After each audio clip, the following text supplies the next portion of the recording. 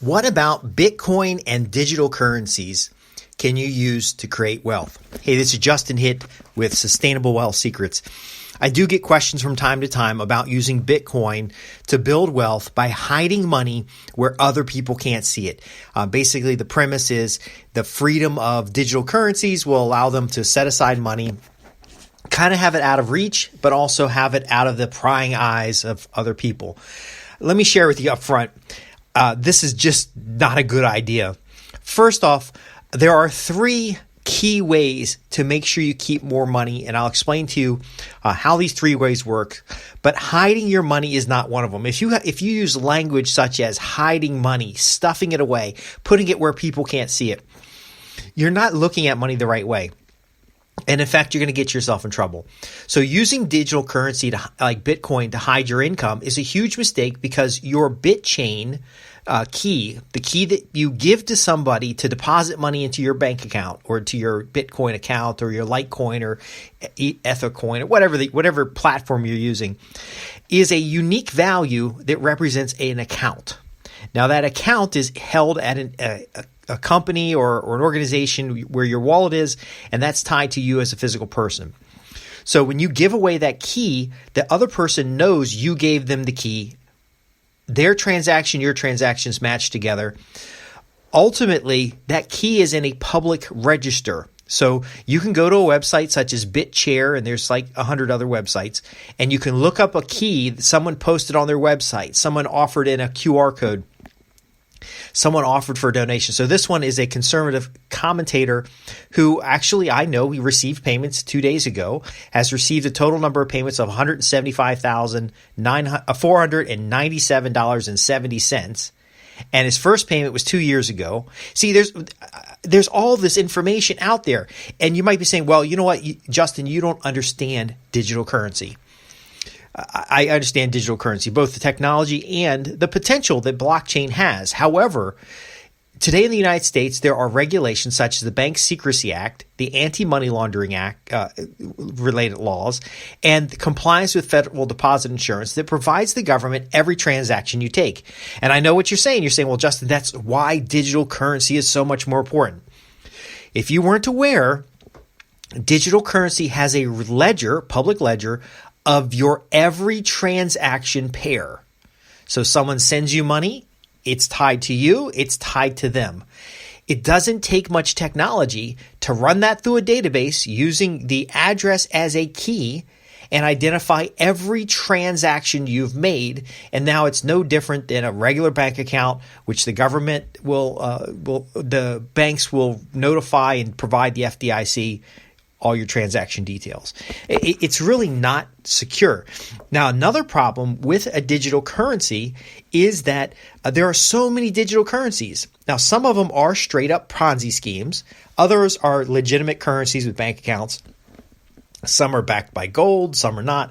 Another place that people like to hide money and think they're getting away with something is buying gold with their money. And so now they've got to store physical gold. They've got the cost of storing physical assets. In the long run, it hurts. Let's get right into these three things. There are three things you can do to protect your money and invest it so that it grows over time. You don't want to hide money. You don't want to stuff it under the mattress. You don't want to, get involved in some kind of scheme to layer funds so that you can get away with not paying taxes on it. You want to do these three things instead. The first thing is be transparent and forthright with your taxes. I'm going to share these three things and I'll tell you why. Transparent and forthright with your taxes. Just the government has everybody's money to go after your money. Just understand this. The government has more resources. They have more ways of getting paid than you do to hide the money. Next is you want to maintain awareness and lobby for a smaller government. The bigger the government is, the more contributed overhead you have, the more tax obligation you'll have. We'll talk about how to cover that. Number three is you want to know your costs and earn more than you need. And this is important. How you structure your earnings, how you spend your money, how you invest your money is going to have a bigger impact than the little bit of money you've hidden away. I know a lot of folks who are in cash businesses, whether it's a laundromat or tattoo artist or a store where a restaurant, for example. These places tend to be cash businesses, and the owner says, hey, I'll pay a little bit for myself off the top. They're going to skim.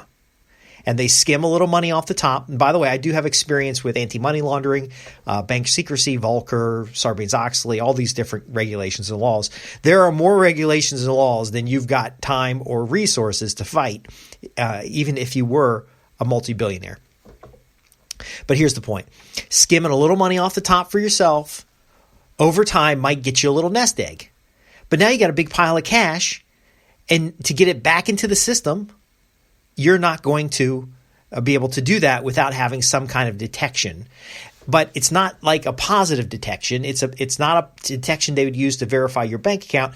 You're suddenly having cash from proceeds that you never recorded. So it could be construed as illegal activity, and it'll be acted upon like illegal activity rather than you skimmed a little money off the top. What's a better solution? Is use a petty cash account. Is sure, you're going to skim a little money off the top and you're transfer it from whatever account it came in, accounts receivable, and then you're going to take some money off the top and you're going to put it in an investment to recover some of the overhead costs in the business itself. It might be money put into retirement accounts for your employees and yourself. You're going to go and account for every penny that comes through there. Because if you're skimming a little money off the top and then somebody else skims a little money off the top and then someone else skims a little money off the top, next thing you know, you got 3 cases of embezzlement and you've got no money for yourself, and then the government's not going to get what they expected. So if you're going to you're not skimming. Again, you're allocating, you're focusing, you're investing your money instead of trying to get away with something. So be transparent and forthright with your taxes.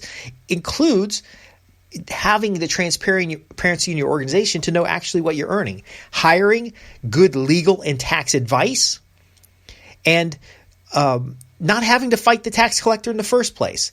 Consistent and regular tax returns. Now, you get a little extra money under the table on a deal or something like that, you write it down. You don't want to have that happen. You want to have good, clear, transparent activities. The government awareness and the lobbying is if there's a tax law coming up that's unfavorable to you, you need to say something. You either need to be involved in a trade association or a lobby group that's petitioning to lower taxes, because businesses don't really pay taxes. Businesses pass their taxes along to their staff.